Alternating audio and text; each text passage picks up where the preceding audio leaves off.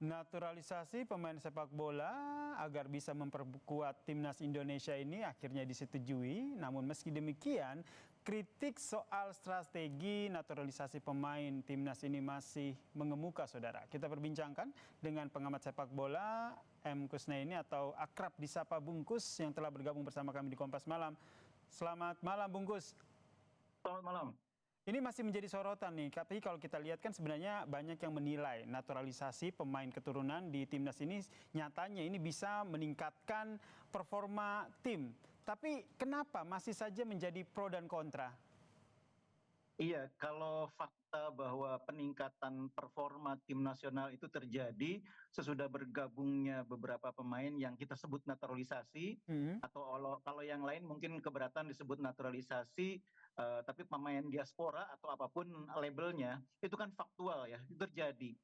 Prestasi kita dari segi peringkat FIFA, dari segi pencapaian di kualifikasi, dari segi pencapaian di Piala Asia, itu kan terbukti memang ada peningkatan. Tapi saya juga memang paham kenapa sebagian orang masih tidak begitu nyaman dengan situasi ini. Karena sebetulnya memang ada satu sisi yang agak terabaikan. Naturalisasi itu begini, jadi kalau kita melakukan naturalisasi, itu memang bukan merupakan jalan utama, tapi bisa dibilang merupakan jalan alternatif ketika kita kesulitan mengembangkan potensi lokal. Nah, karena itu sebagai jalan alternatif, jalan utamanya tetap harus ditekunin, harus dijalanin, yaitu yang namanya youth development. Nah, sekarang ini publik melihat perhatian federasi PSSI terhadap youth development tidak sebesar perhatian terhadap naturalisasi.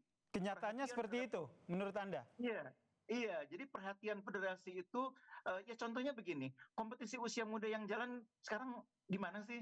Elite Pro Academy seperti apa? Piala Suratin seperti apa? Lalu kompetisi lain selain Elite Pro dan Piala Suratin seperti apa di usia muda? Kan tidak begitu terdengar. Sementara pemain yang kita sebut naturalisasi itu kan terjadi di semua tingkatan usia. Dari tim nasional senior, U23, U20, U17 kan ada proses naturalisasi itu. Nah, itu yang membuat sebagian orang tidak nyaman. Walaupun sebetulnya naturalisasi ini fenomena global, di mana-mana terjadi. Negara sehebat Jepang juga ada pemain naturalisasinya. Bungkus sendiri Ketika melihatnya kita kenapa akhirnya PSSI ini lebih condong seperti tadi kata Anda begitu, lebih condong atau sedikit lebih fokus ke naturalisasi ketimbang untuk mengembangkan potensi dari tanah air. Apakah karena ini ingin mengejar prestasi di sepak bola tanah air? bukan fokus sebetulnya. PSSI juga menjalankan proses pembinaan usia muda itu, cuma tidak terlalu masif. Orang kan Oke. maunya melihat perkembangan pembinaan usia muda itu sama masifnya dengan proses naturalisasi itu. Nah, itu yang saya pikir persepsi publik kemudian terbentuk seolah-olah PSSI hanya mikirin naturalisasi. Padahal sebetulnya pembinaan usia muda itu juga jalan, cuma memang tidak mendapat publikasi, tidak mendapatkan perhatian sebesar proses naturalisasi ini. Makanya saya dorong sebetulnya PSSI agar juga mengamplifikasi apa yang dilakukan dalam level pembinaan usia muda ini kepada publik. Komunikasikan apa yang sudah dilakukan, lalu rencana-rencananya apa. Karena memang pembinaan usia muda itu selama ini memang kesannya itu lebih banyak dilakukan oleh masyarakat ketimbang oleh federasi. Atau Karena memang jangan-jangan Bungkus ini memang fokusnya PSI adalah untuk mempublikasikan pengembangan timnas melalui pencapaian timnas melalui pemain naturalisasi. Bisa dikatakan kayak gitu nggak, Bungkus? Jadi ada latar belakangnya juga. Jadi si Indonesia ini kan sekarang sedang dalam situasi transisi sesudah mengalami yang namanya hukuman dari FIFA. Kita mencoba bangkit, kita mencoba keluar dari situasi itu, kita mencoba menjadi negara yang lebih baik tata kelolanya. Dan itu salah satu triggernya adalah pencapaian-pencapaian, prestasi-prestasi. Nah, prestasi-prestasi itu sekarang yang mendapatkan fokus dari federasi adalah prestasi tim nasional di semua kelompok umur. Diharapkan pencapaian di tim nasional atau prestasi itu kemudian menumbuhkan semangat kita menjalani proses transformasi ini. Ingat bahwa yang namanya transformasi sepak bola Indonesia itu kan panjang prosesnya. Dan kalau dalam bahasa lain kita bilang berdarah-darah gitu loh. Nah, proses yang panjang itu butuh hasil cepat, quick result. Nah, itu bisa dicapai melalui pencapaian tim nasional.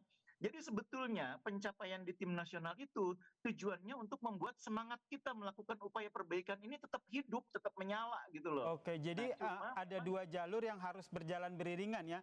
Selain iya, untuk mencapai betul. prestasi timnas yang saat ini tengah membara begitu, proses kaderisasi ataupun pencarian bibit-bibit ini juga tengah berproses begitu. Bungkus, tapi Iya, kalau kita lihat ini kan kritik ini salah satu datang dari anggota DPR Komisi 10 yang bilang bahwa naturalisasi ini sebenarnya tidak membanggakan tanah air, lebih bangga kalau yang main itu akamsi begitu, anak kampung sendiri, sehingga meminta agar PSSI, Kemenpora ini mengatur strategi lain lah agar bangga begitu timnas Indonesia. Kita dengarkan dulu ya Bungkus ya pernyataan dari iya. anggota DPR Komisi 10 ini. Kan harus punya strategi lain ya. Saya jujur aja tidak terlalu bangga dan tidak euforia dengan kemenangan-kemenangan PSSI karena yang main bukan akamsi ya, anak kampung sendiri. Tanggapannya Bungkus? Jadi begini, mungkin Bapak anggota Dewan yang terhormat itu juga mungkin perlu memahami fenomena sepak bola, industri sepak bola modern saat ini. Ketika Real Madrid juara Liga Champions, anak kampung Madridnya itu berapa orang? Ketika Persib juara Liga 1 kemarin, anak Bandungnya itu berapa orang? Itu fakta sepak bola modern. Itu tidak bisa dibantah. Ketika katakanlah Jerman bermain di Piala Dunia U17 kemarin dan menjadi juara, anak asli Jermannya itu berapa? Dan itu tidak pernah dipersoalkan. Semua orang Jerman tetap bangga Jerman juara. Semua orang Bandung dan sekitarnya tetap bangga Persib juara. Nggak peduli pemain yang namanya Rahmat Irianto tuh dari Surabaya, nggak peduli yang namanya David da Silva tuh orang Brasil, tapi yang dibawa adalah bendera Persib. Nah, sama dengan tim nasional. Mau yang main itu pemain yang lahir di Belanda, mau pemain itu yang lahir di mana. Tapi ketika main di lapangan, itu kan lambang Garuda di dada. Itu yang tidak boleh lupa. Yang dikibarkan itu bendera merah putih. Kalau Bapak anggota Dewan yang terhormat tidak bangga, nggak apa-apa. Kalau saya tetap bangga. Oke, jadi menurut Anda ini adalah bukan strategi hanya di Indonesia, tapi strategi hampir di semua tanah air. Strategi awal dengan memainkan pemain-pemain naturalisasi, performa juga akan meningkat sembari meningkatkan kualitas pemain-pemain dari tanah air. Iya, itu poinnya. Jadi memang ini kritik ini juga harus menjadi cambuk bagi PSSI agar menyeimbangkan upaya untuk menaikkan level prestasi tim nasional itu dengan memasifkan pembinaan usia muda. Dan kalau perlu bukan sekedar masif, tapi juga publikasikan secara masif juga. Supaya masyarakat itu terbuka matanya. Yang dilakukan itu bukan hanya memperkuat tim nasional, tapi juga di grassroots itu juga dikejar, juga dijalanin. Itu yang publik mungkin nggak begitu tahu, karena komunikasi publik PSSI mungkin kurang bagus. Tapi mungkin harus diperjelas juga ya timeline-nya ya. Ini seberapa lama naturalisasi ini akan mendominasi, karena kalau kita lihat sekarang ini kan jumlahnya sudah hampir seimbang begitu ya, naturalisasi dan juga non naturalisasi begitu. Ini kedepannya nih akan seperti apa yang harus dilakukan? Ini kan bukan proses yang bisa menggunakan pendekatan matematika ya. 2 ditambah 2 jadi 4 gitu. Enggak begitu. Seberapa besar pemain-pemain kita bisa berkembang, itu nggak bisa dihitung. Kalau 2 tahun sudah kompetisinya begini, 2 tahun lagi kita akan punya tim nasional yang 30% pemainnya. Nggak bisa, itu kan bukan hitungan matematika. Itu berlangsung secara alamiah. Nah, memang yang harus dilakukan adalah terus mencoba, terus berusaha supaya semakin banyak potensi pemain lokal itu yang bisa berkembang. Itu yang bisa kita lakukan. Spiritnya di situ. Tapi hitung-hitungannya ini bukan seperti matematika 2 ditambah 2 sama dengan 4. Meskipun nanti ke depannya akan ada kekhawatiran begitu jika tim ataupun pemain naturalisasi ini akan mendominasi. Ini jangan dijadikan sebagai sebuah kekhawatiran, tapi harus dijadikan sebagai sebuah PR begitu. Tapi tidak dalam sejarah sepak bolanya tidak akan begitu juga. Tim nasional Jerman tetap ada pemain-pemain Jermannya, tim nasional Belanda tetap ada pemain-pemain Belandanya. Tim nasional Indonesia saya percaya dan hakul yakin pemain-pemain lokalnya tetap akan ada yang muncul menjadi bagian dari tim nasional. Bahwa memang kemudian ada pemain dari luar, yaitu realita, itu fenomena global. Kalau misalkan gara-gara ada pemain dari luar itu terus kita nggak bangga karena dia bukan akamsi, ya artinya kita mengingkari fenomena global itu. Oke, jadi kekhawatiran akan tim naturalisasi yang mendominasi ini menurut Anda terlalu berlebihan begitu ya? Harus dilihat dari sudut pandang lain bahwa ini sebagai sebuah pemicu agar timnas Indonesia ke depannya lebih baik lagi. Ya, yang harus dilakukan oleh PSSI ini seperti apa? Karena kalau kita lihat setiap kali ada naturalisasi pro kontra ini selalu muncul. Iya, kekhawatiran itu boleh karena itu menjadi cambuk ya bagi kita ya. Karena kalau tidak ada yang bersuara seperti ini mungkin juga menciptakan zona nyaman bagi federasi, agak mengabaikan proses yang satunya lagi seperti yang saya bilang tadi. Ini kan dua sisi mata uang. Naturalisasi ini tujuannya sebagai trigger untuk mempercepat, katalis. Tapi proses yang natural pembinaan usia muda itu tetap harus jalan.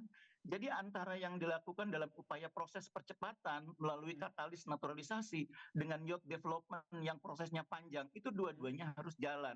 Kekhawatirannya boleh, cuma maksud saya jangan juga dilebih-lebihkan. Oke, dari youth development ataupun pengembangan anak-anak dari tanah air sendiri ini, Anda melihatnya sudah sejauh mana progresnya? Apakah dari liga yang sudah berlangsung di tanah air itu saja sudah cukup atau perlu hal lain? Perlu lebih intensif lagi. Sekarang ini sudah ada yang namanya kebijakan memastikan bahwa dalam kompetisi Liga 1 ada pemain usia 23 tahun ke bawah. Begitu juga dengan Liga 2, itu hal yang positif. Tapi yang juga harus dibenahi bukan sekedar regulasinya itu, tata kelolanya juga. Contoh bagaimana kemarin di PON terjadi kasus kericuhan, bagaimana di kompetisi Liga 3 yang amatir itu masih banyak terjadi kasus penyerangan terhadap perangkat pertandingan. Itu kan menggambarkan bahwa di level pembinaan usia muda kita masih butuh upaya serius. Dan upaya serius itu memang diharapkannya dari siapa? Dari PSSI memang. Karena otoritas sepak bola nasional itu PSSI. Dalam hal inilah makanya saya dorong federasi itu juga lebih memberikan perhatian yang sungguh-sungguh, memberi perhatian yang lebih besar, dan lebih dari itu juga mengkomunikasikan kepada publik upaya-upaya yang dilakukan untuk menjalankan satu sisi yang lain ini, youth development-nya, di samping sisi yang kita sebut sebagai katalis tadi.